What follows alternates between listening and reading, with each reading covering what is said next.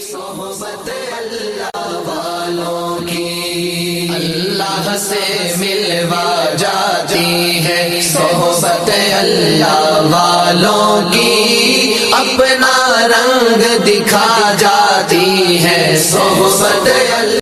السلام علیکم ورحمۃ اللہ وبرکاتہ۔ الحمدللہ رب العالمین والصلاة والسلام علی اشرف الانبیاء والمرسلین وعلی آلہ واصحابہ اجمعین، اما بعد۔ محترم ناظرین، میں آپ حضرات کے سامنے ضروری مسائل میں سے نماز کے کچھ مخصوص مسائل لے کر حاضر ہوا ہوں۔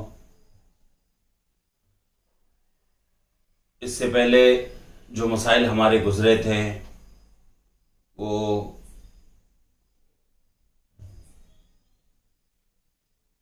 مکروہ وقت میں سجدہ سہو ادا کرنا کیسا ہے، اسی طریقے سے مغرب کی نماز رمضان المبارک کے مہینے میں تاخیر کرنا کیسا ہے، اور اسی طریقے سے نماز پڑھنے کے بعد معلوم ہوا کہ وقت نکل چکا تھا تو اس کا حکم کیا ہے، کیا کرے۔ یہ مسائل گزشتہ ویڈیو میں گزر چکے تھے۔ درمیان میں ایک 3 دن کا وقفہ ہو چکا ہے، کوئی ویڈیو جو ہے آپ تک نہیں پہنچی ہے مسائل کی۔ کچھ عوارض ہیں، کچھ مشغولیت ایسی تھی کہ جس کی وجہ سے آپ تک مسائل 2-3 دن پہنچا نہیں سکے۔ آج کے اس ویڈیو کے اندر صرف میں 2 مسائل کا تذکرہ کروں گا۔ پہلا مسئلہ اس سے پہلے بھی گزر چکا تھا کہ عصر کا وقت کب شروع ہوتا ہے، جبکہ سورج جب آسمان پر بیچوں بیچ آ کر مغرب کی طرف ڈھلتا ہے، ڈھلنے کے بعد اس کا سایہ جو ہے ایک مثل ہوتا ہے، جس کو سایہ اصلی کہا جاتا ہے۔ اس سے پہلے میں نے کہا تھا اس ویڈیو میں کہ سایہ اصلی جو ہوتا ہے وہ بالکل چھوٹا ہوتا ہے۔ تو یہ عصر کا وقت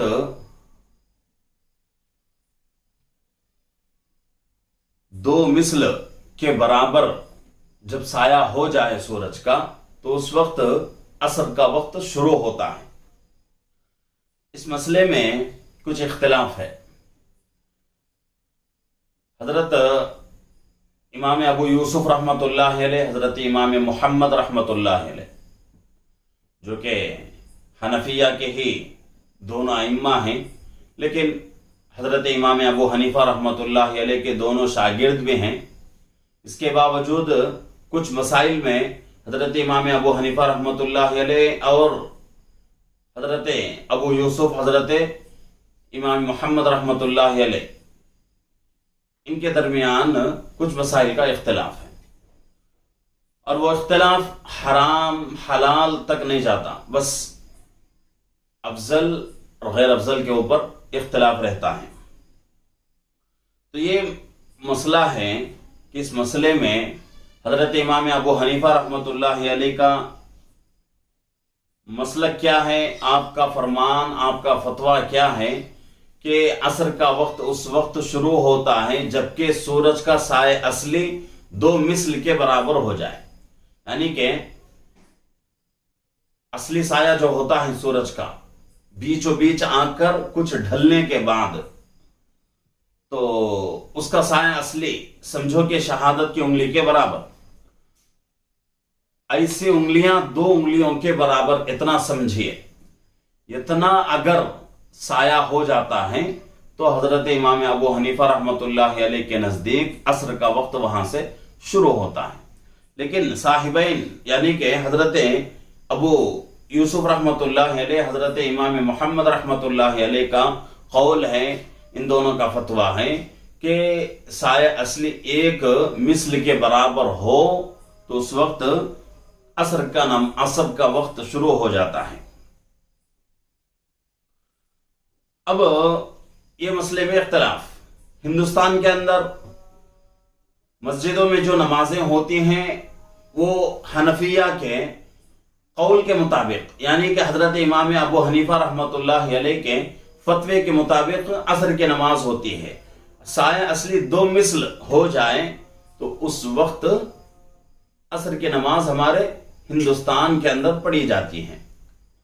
लेकिन अगर कोई आदमी हिजाज मुक़द्दस चला गया, हज के लिए चला गया या उम्रे के लिए चला गया या कोई और मकसद जिसके लिए वो हिजाज मुक़द्दस चला गया, तो वो आदमी वहां इस मसले पर अमल करना चाहें तो जमात के साथ वो आदमी नमाज नहीं पढ़ सकता।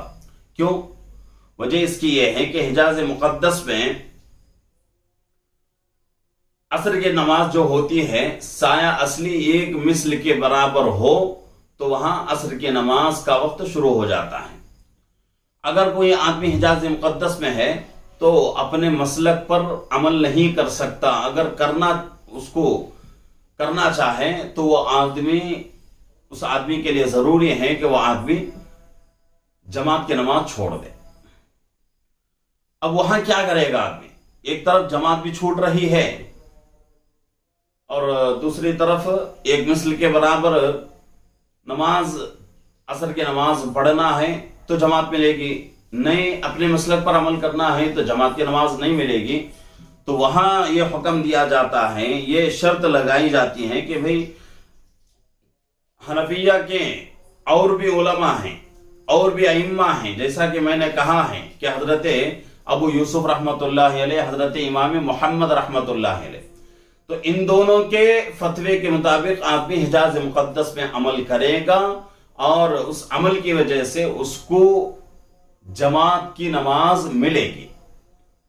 तो साहिबैन का कौल यही है, यानी कि हजरत इमाम अबू यूसुफ और हजरत इमाम मोहम्मद रहमहुल्लाह का मसलक यही है कि उनका फतवा यही है कि असर की नमाज साए असली जो है वो एक मिस्ल के बराबर हो जाए तो उसके बाद असर का वक्त शुरू हो जाता है। तो हिजाज मुक़द्दस पे जाकर साहिबैन के कौल के ऊपर अमल करते हुए असर की नमाज हिजाज में जमात के साथ पढ़ी जाएगी। दूसरा मसला, रमजानुल मुबारक के महीने में फजर की नमाज जल्दी पढ़ना कैसा है? वैसे तो हदीस के अंदर अल्लाह के नबी पाक सल्लल्लाहु अलैहि वसल्लम ने यही हुक्म दिया है कि फजर की नमाज किस वक्त में पढ़ें। कुछ आसमान के ऊपर रोशनी आ जाए, रोशनी में सुबह की नमाज पढ़ना अफजल है, यही हदीस के अंदर हुक्म दिया गया है। लेकिन रमजानुल मुबारक के महीने में अक्सर यही देखा जाता है कि सुबह सवेरे बिल्कुल अज़ा हो गई, अज़ा होने के बाद एक 10 मिनट, ज्यादा से ज्यादा 15 मिनट का वक्फा रखकर फौरन नमाज पढ़ लेते हैं। क्या इस तरह का पढ़ना जायज है? तो शरीयत यही कहती है, कुरान हदीस की रोशनी में यही बताया जाता है कि भाई रमजानुल मुबारक में नया मजमा आता है और वो मजमा ऐसा होता है कि नमाज जल्दी हो जाए तो मस्जिद में आएगा, नई नमाज देर हो रही है नमाज के अंदर तो वो मजमा जो है घरों के अंदर सहरी करके सो जाएगा। तो नमाजियों की तादाद में कमी वाक़ई होने के खौफ से, डर से हम क्या कर सकते हैं, रमजानुल मुबारक में जल्दी सुबह की नमाज अदा कर ले सकते हैं, इसमें कोई मुज़ायक़ा नहीं।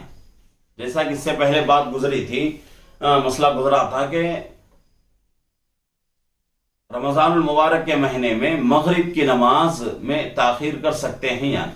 तो वहां यही बताया गया कि भाई ताखीर करना कोई गुनाह नहीं है, जिसकी वजह से हमारी नमाज बातिल नहीं होती, बल्कि सहूलत हो जाती है इफ्तार के लिए, तो इस तरह करना कोई ऐब नहीं है और कोई गुनाह नहीं है, नमाज हो जाएगी। तो इसी तरीके से अगर कोई आदमी रमजान मुबारक के महीने में सुबह की नमाज जल्दी पढ़ता है जमात के साथ, तो इसमें कोई हर्ज नहीं है, नमाज हो जाएगी।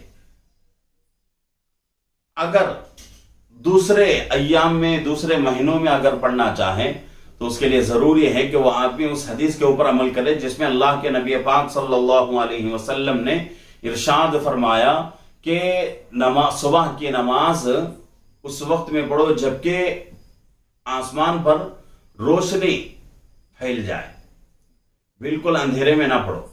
ये बाकी दिनों के लिए है। रमजानुल मुबारक में अगर कोई आदमी जल्दी पढ़ना चाहे, किसी मस्जिद वाले जल्दी पढ़कर जाना चाहते हैं तो कोई हरज नहीं, पढ़ ले सकते हैं। तो ये दो मसले आज के मैंने आप हज़रात के सामने रखे हैं, इसका तज़किरा मैंने किया है।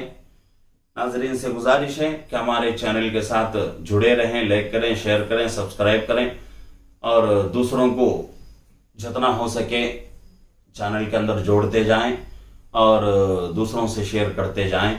अल्लाह रब्बुल इज़्ज़त आपको भी इस पर सवाब अता करेंगे। अल्लाह से दुआ है कि अल्लाह रब्बुल इज़्ज़त मुझे आपको जो मसाइल का तज़किरा, जिन मसाइल का तज़किरा हो रहा है, इन मसाइल के ज़रिए से अपनी इबादतों को मुकम्मल करने की और उन मसाइल को अपनी ज़िंदगियों में लाने की अल्लाह हम सबको तौफीक अता फरमाए। आमीन। अस्सलामु अलैकुम व रहमतुल्लाहि व बरकातहू।